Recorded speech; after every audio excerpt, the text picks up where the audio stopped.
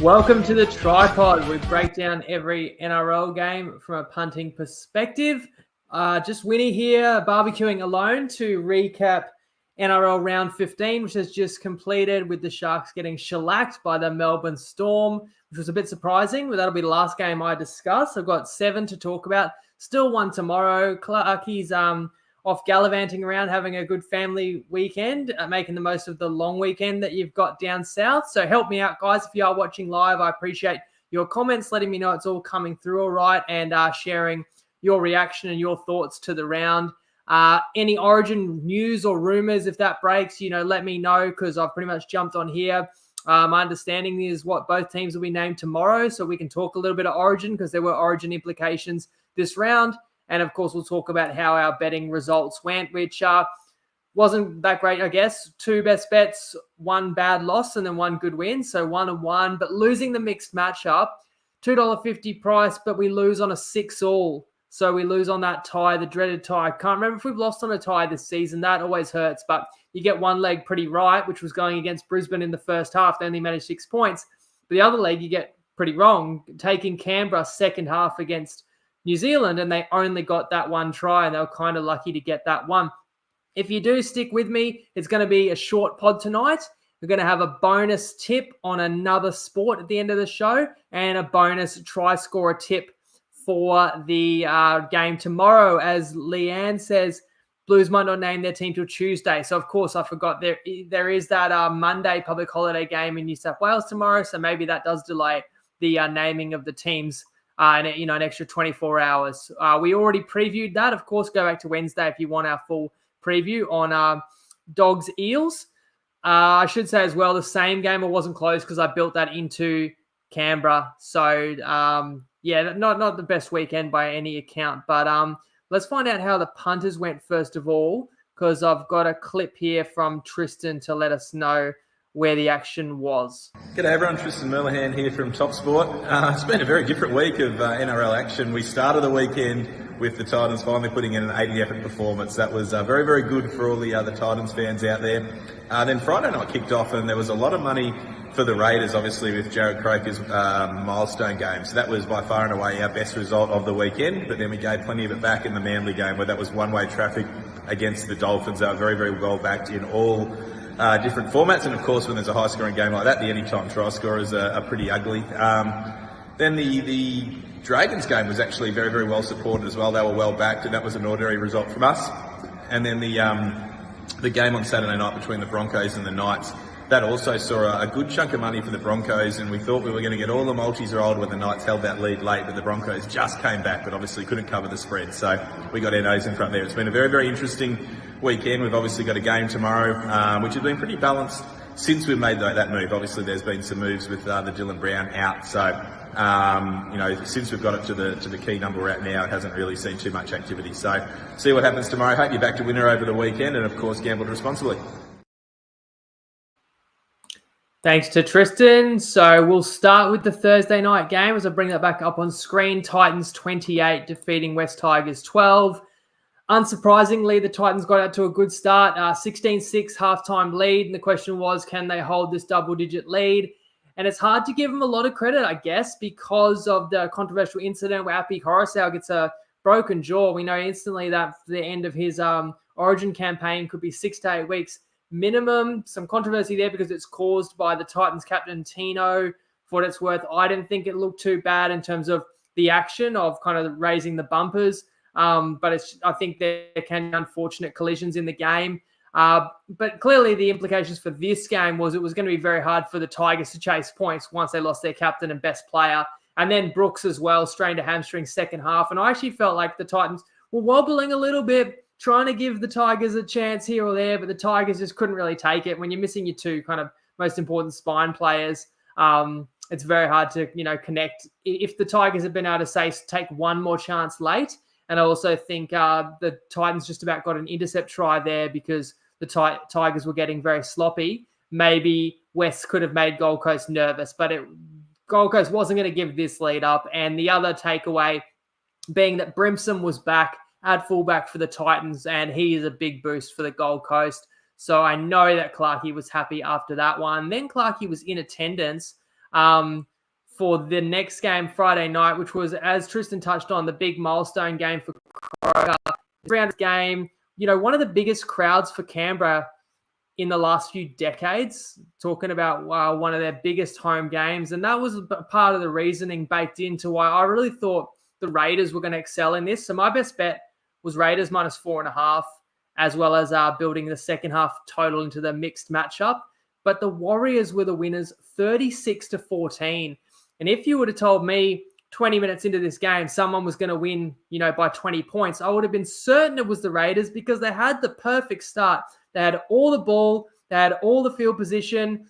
They didn't take as many chances as they should have, but they did score off a deflected kick to get 6-0 up. Then the Warriors had a man sent to the bin. It couldn't have been gone any better. Now, I will admit, they were getting all the calls. It felt like the atmosphere and the occasion was certainly working in the Raiders' favour.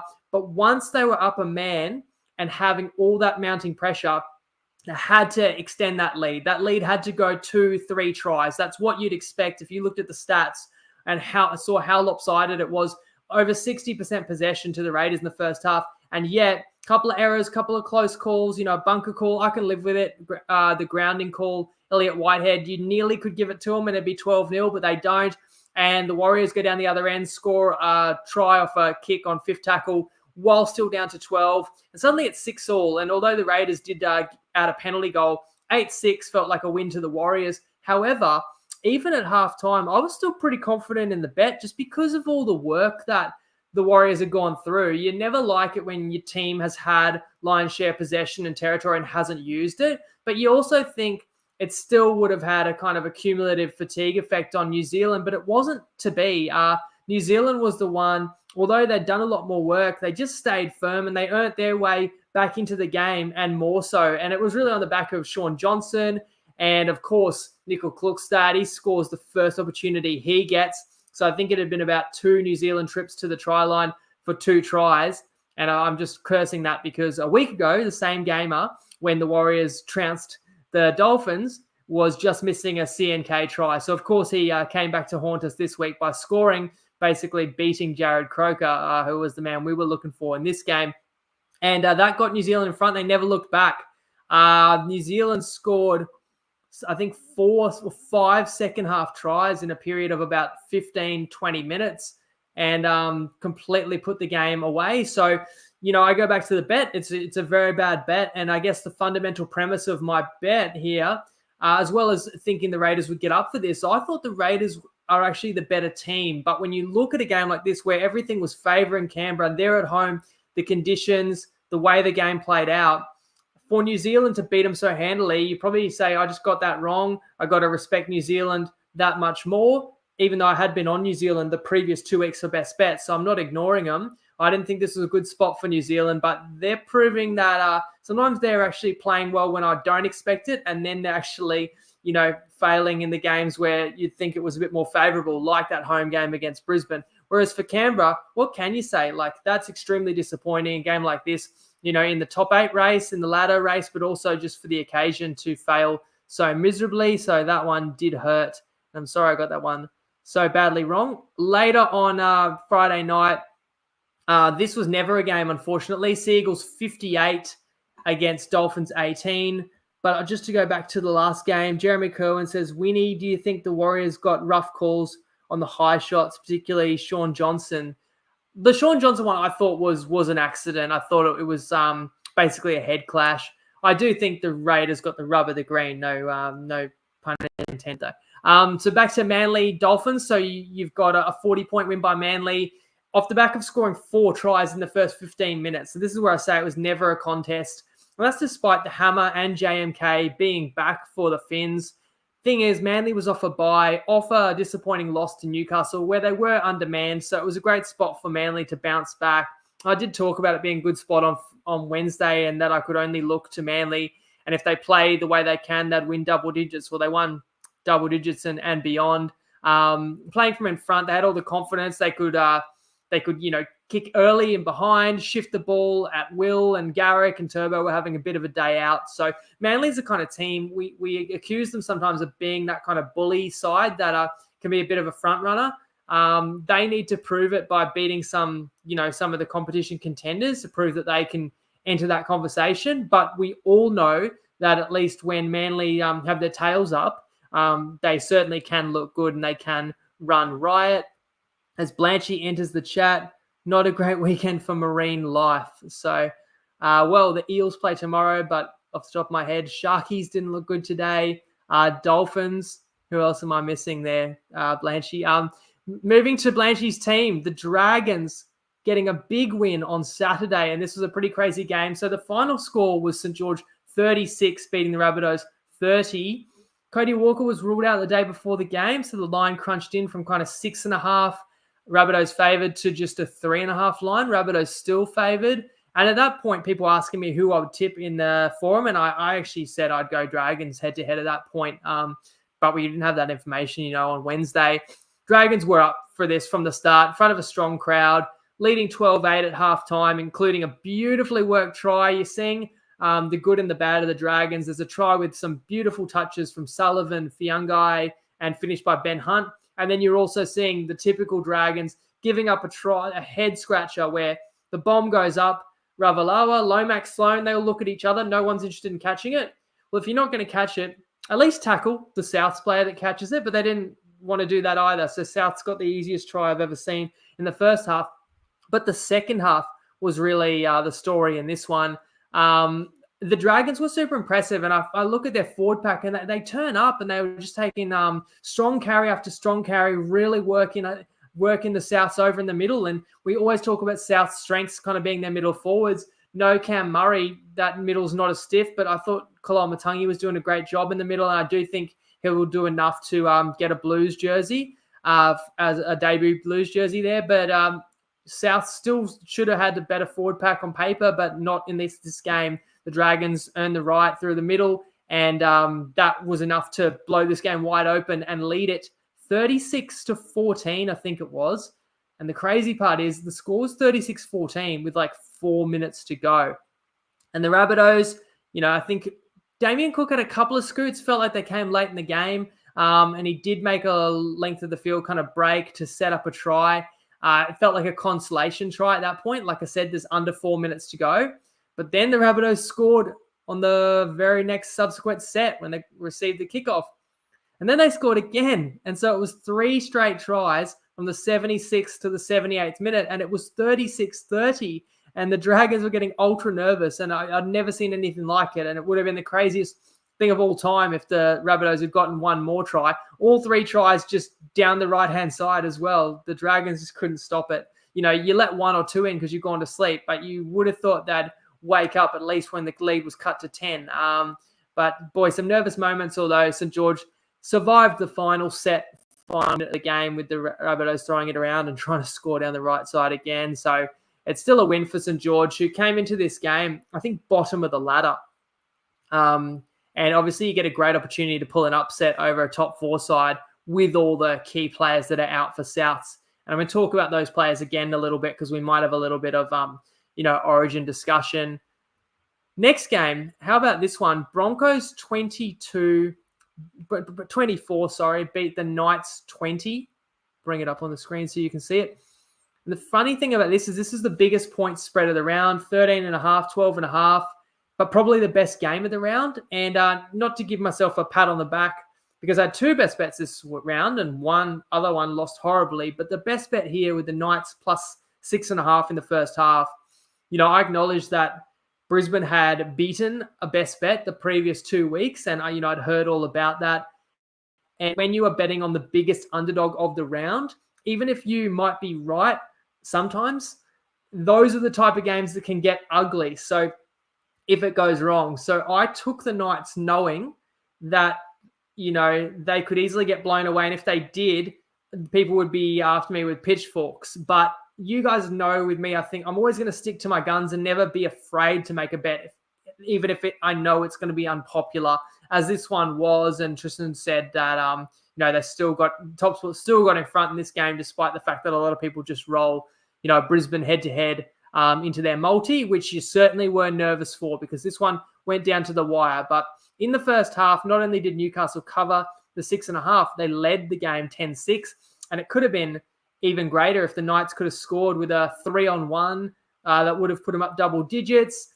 They blew that one, and then about a minute or two later, the Broncos are putting a bomb up, which the Knights let bounce. So you roll the dice when you let a bomb bounce, and Brisbane gets a wicked bounce, deflection, and I think it ends in the hands of Reynolds, and then he tosses it to Cobbo to level up the scores. But the Knights get in front again at the break through Kalen Ponga try. We got an awesome showdown of the two young superstars, Ponga and Walsh, that both want that Maroons number one. And although, well, Brisbane got the head-to-head win, in terms of the matchup, I think you could score a points victory to Ponga, but I'm pretty sure everyone acknowledges that Walsh gets a crack this series, and Billy Slater's more than happy with Walsh, and Walsh didn't do a lot wrong. It was just awesome to see that Ponga let everyone remember what he's capable of as well. And admittedly, when I say Knights could have been up more, like Gagai had an amazing try saver on Oates as well that was close. But what hurt in the first half was Brisbane only scored with about 5 or 10 to go in the half, and the mixed matchup actually could have won after looking no chance with only 6 on the board by Canberra. We needed Brisbane to score less than 6 in the first half. So very unlikely, but as I say, there was only a few minutes left and the Knights will bang up for this one. So losing on a tie.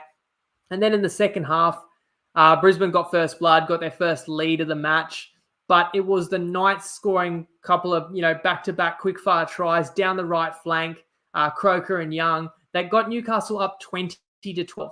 I just want to stop and kind of talk about Newcastle and being in a position to win in games this season, because we all talk about the Gold Coast Titans and all these blown leads, but let's remember that Newcastle was up more than a converted try in the second half against Penrith, who's probably the best team in the competition. Unless you think maybe Brisbane's the best team in the competition, the Knights were up more than a converted try late in this one as well, not to mention up 10 or 12 late in the game against Manly. They didn't win any of those games. And, in this occasion, I can't really blame Newcastle. It's more a case of what could have been, losing all these games when they're in position to win and pull some really big upsets this year. Just hasn't quite come together in the final moments of these games. But let's turn it around and look at the team that won and give a lot of credit to Brisbane, because Brisbane hasn't had a bye yet. Newcastle have had 2. Newcastle came in fresh and hungry and played a really strong game. But Brisbane didn't go away. It could have been a night where they just say it's not our night. But down 8, as I said, 12 minutes to go. Brisbane ends up scoring twice, including this dazzling winning try. Reynolds and Mam linking up for a try that would have lit up the whole Olympic City. And on Reynolds, he did everything he could to put his hand up for that Blues jersey. Let me know, guys, do you think he did enough? If you're a Blues fan, are you picking Reynolds? Do you think he's the right choice? And if you're a Queenslander, who don't you want the Blues to pick? I mean, I feel like a lot of Queenslanders, obviously Broncos fans, and they've seen firsthand the way Reynolds can control a game this year, and looks like he's playing as well as he ever has played. And he hasn't played for the Blues, I think, 7 years. And we'll talk about the other contenders as well and how they went this weekend. But just one more point on Brisbane. Basically won the game down in Cronulla a week ago on the back of defence. This week, they showed that they can also find points when they really need them as well. Bit of a surprising scoreline later. This is the one game I'm really kicking myself for. It's Panthers 30 defeating the Roosters 6 at Allianz. And the reason I'm kicking myself is because I said I leaned to Penrith, and Clarkie and I both made the same point on Wednesday that we were not impressed whatsoever by the Roosters win over the Dogs, if you caught that game last week. So some people were thinking maybe the Roosters are back on track. That wasn't the case. I still thought they might get some confidence from that Dogs win.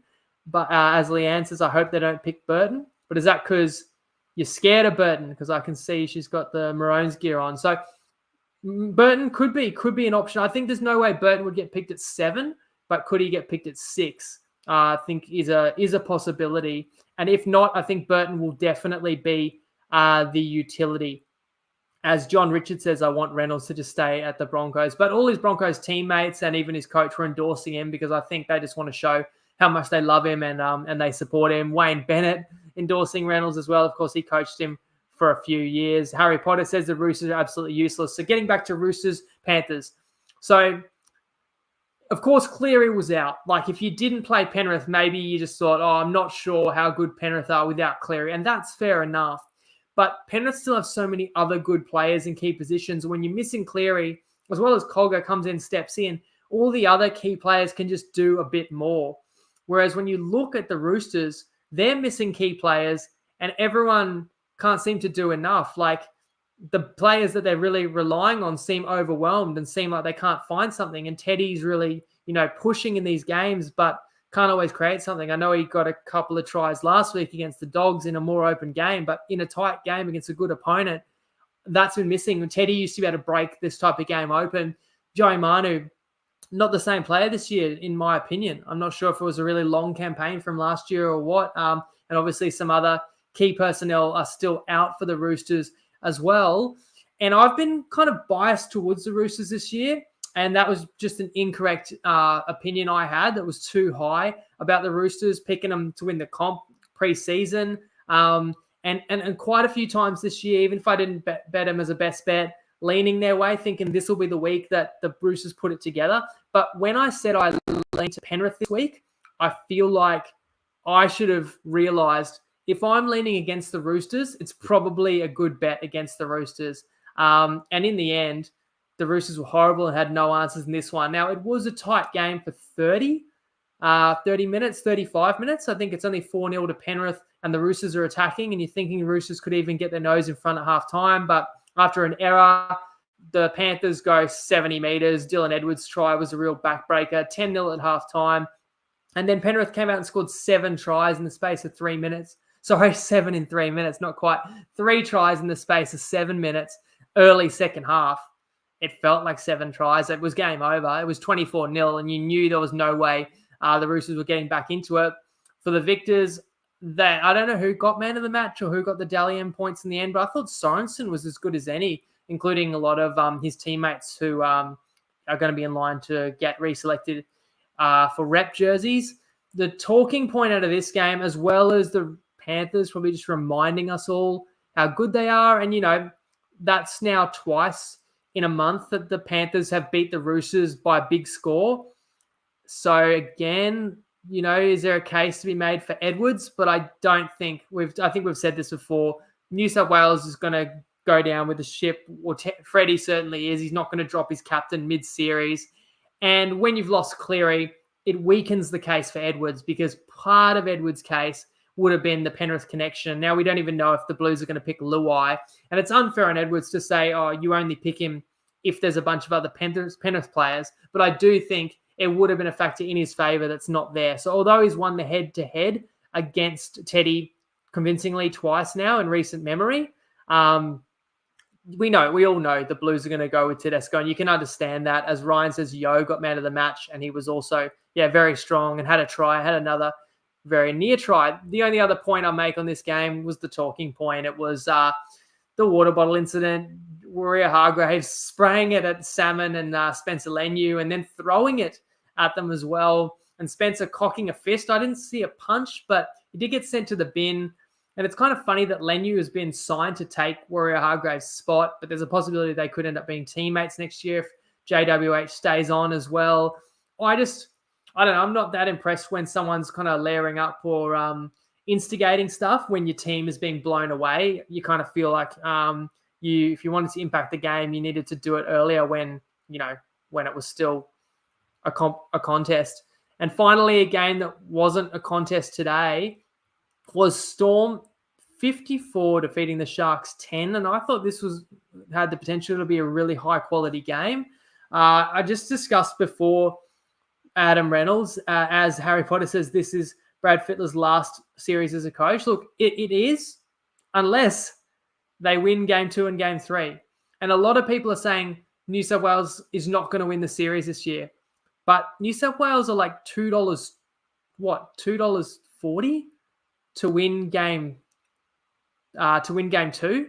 So are you certain the Blues aren't going to win game 2? Because I don't see everyone rushing to back Queensland $1.60. Maybe there should be, with some doubt over some key New South Wales players. My point is, if you're not putting everything, and you shouldn't, because we always want to gamble responsibly, but if you don't think that the Maroons are a certainty to win game 2, if the Blues win game 2, a lot of people will change their tune and will then pick the Blues in game 3. And the Blues will probably be favourites in game 3 if it is 1-1.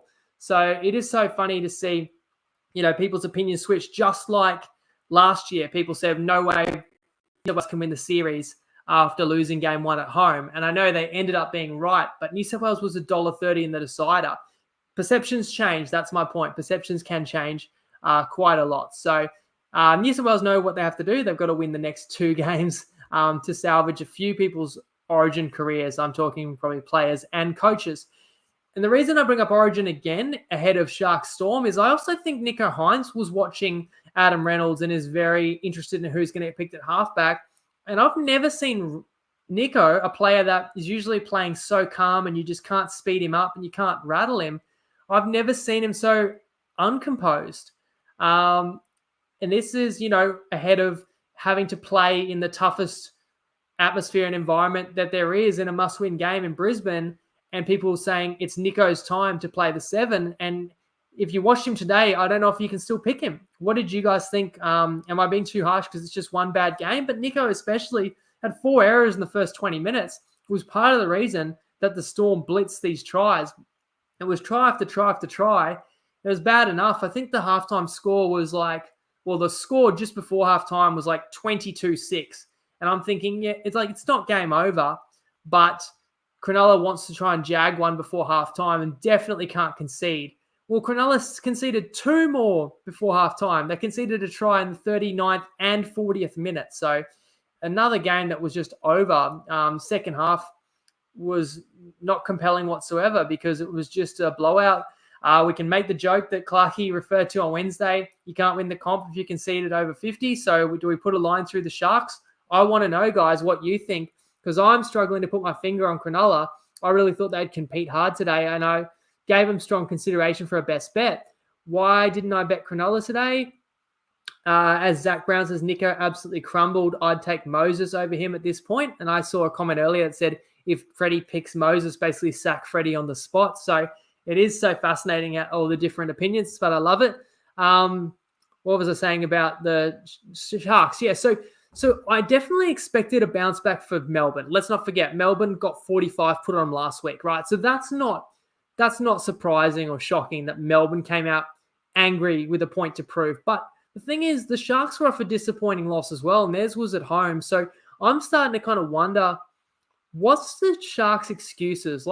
Did they just run into a really, really strong, defensively sound Brisbane last week and just couldn't quite crack them? And then did they just catch the Storm on the wrong day? But I really feel like you're running out of excuses for Cronulla at this point because they're close to full strength. Melbourne are the ones who are still sweating on Pappenhausen, who've had some bad results. And for Melbourne this year, they've had some bad results, but then they have days like today that make you think they still are a top 4 contender. So it's a crazy one because in a different week, you say Cronulla's, absolutely a top 4 side this year, backing up the second place finish last year, and Melbourne's just not as consistent, not as dominant as they were. And then you see a day like today and you say the exact opposite. Maybe the Sharks never really were the second best team in the comp. Maybe they got quite fortunate last year. And maybe now that teams are paying more attention to Cronulla, we're seeing kind of the chinks in the armor. And maybe we shouldn't be so dismissive of Melbourne, a team that has been, one of the elite sides in the competition for the last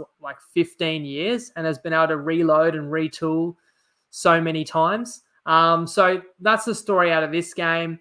The questions I've got, as well as, what do you make of Cronulla? As Jeremy says, Sharks are not contenders. Remember Clarkey's stat that repeated, Cronulla's yet to beat a top 8 team. So that continues, which is definitely a bad sign. And Ryan makes the same point. Not beat a top 8 side this year. Twist of Fate says, I did pretty good this week, 0 wins. I hope that's not your tipping. And Alan says, Sharks not beating a top 8 team, always a problem. So you can't take them too seriously until they can kind of beat someone. And this would have been an opportunity to make a bit of a statement. So obviously I haven't had a chance to listen to Craig Fitzgibbon or what he has to say, but that's my kind of thoughts on that game. But just to bring it back around again, Origin chat, right? So if you rule out Nicho, which I almost feel like as harsh as it is, maybe you do, then you're picking Reynolds at 7, right? So Appy's out. So we knew as soon as Appy got that injury, pretty much knew Damien Cook's going to be the 9. There might be some consideration for Robson, but I think Fittler goes with Cook. So then I think there'd be a massive temptation to go Cody Walker at 6, but you've got the spanner in the works that Cody Walker didn't play yesterday. He's got the calf strain. So how serious is that calf strain? Could you still pick Cody Walker? Then you would potentially have Cook, Reynolds, Walker, Kaloamatangi, Cam Murray, Latrell Mitchell, probably not Campbell Graham because he can't squeeze in the team. But if you pick all those players, you've got soft tissue injury concerns for Walker, for Murray, for Latrell. Then does that affect your preparation? Maybe they can't all train at full speed. Then have you got concerns? Are they going to recover in time? Or even if they do recover in time, is there a chance of re-aggravating an injury? You can't go into one of these games and lose a player early in a key position. So, oh boy, what a headache for Freddie. Or is he not even thinking the Souths connection? Is he going Mitch Moses, the man that he brought in a couple of years ago when Cleary had the shoulder injury, the man that you go back a while ago, Freddie coached Mitch Moses at the World Cup when Moses was playing for Lebanon, and he's always been a fan of his game. And look, Moses hasn't done that much wrong this year either. Para's had a tough draw, and don't forget, Para made the grand final. So I can see the argument there. And Moses is probably a more similar style player to Nathan Cleary. As Ryan says, Reynolds and Luai. So let's not dismiss Jerome Luai either. Penrith looked pretty good yesterday, and Luai did nothing wrong in game 2. So I could wax lyrical about origin selections and speculate all night, but I'll leave it there. I appreciate the comments that you guys have thrown in as well. And although I'll just add as well, utility, I think I go Matt Burton then on the bench, but you could still pick Nico as a utility again. So don't really envy Freddie. He's got it. A tough, some tough decisions to make at the selection table. Now, tomorrow is Dogs Eels. We didn't have a best bet on the game. I did say in the preview, I think it's super unpredictable just because I don't know how the Eels are going to respond to the Dylan Brown situation, and that is a big loss. But I don't really rate the Dogs highly either.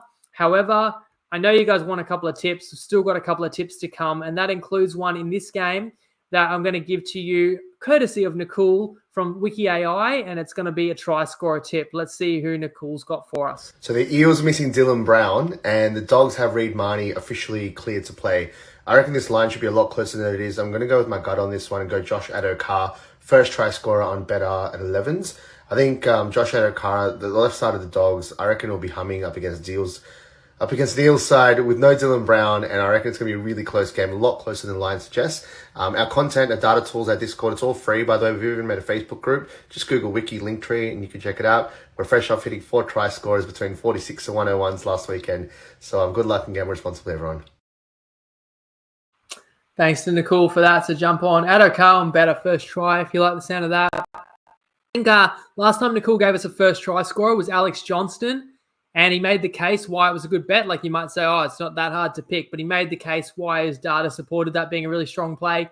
Johnston didn't score first, but did score a hat-trick in that game. So the tip was not far off the mark, and there's other ways to kind of execute if you think that's a good play. I'm going to give you guys a bonus tip. The Blues to win. The Carlton Blues, that is. So I'm giving you an AFL tip. It's starting in about 30, 40 minutes. If you've got any interest or you watch that sport, I'm a fan of AFL. I just never really find enough time to watch it, obviously, because I deep dive the NRL, watch every minute of that. But I just noticed this game was on tonight, and I did have a quick look at it, and I've got an observation here that we've got Carlton at home has lost 5 straight games, and you've got Essendon that has won 3 in a row, and yet it's Pick'em. Smells fishy to me. I think the Blues are going to win. If you're interested, or if you know more about AFL than me, tell me why I'm wrong. Maybe you're going the Bombers. But someone said to me, baggers are flaggers. So Carlton Blues pick them tonight, bonus tip. And then I'm back Wednesday with Clarkey to preview round 16. I hope you all have a great week. Thanks for tuning in with me tonight. And Lego.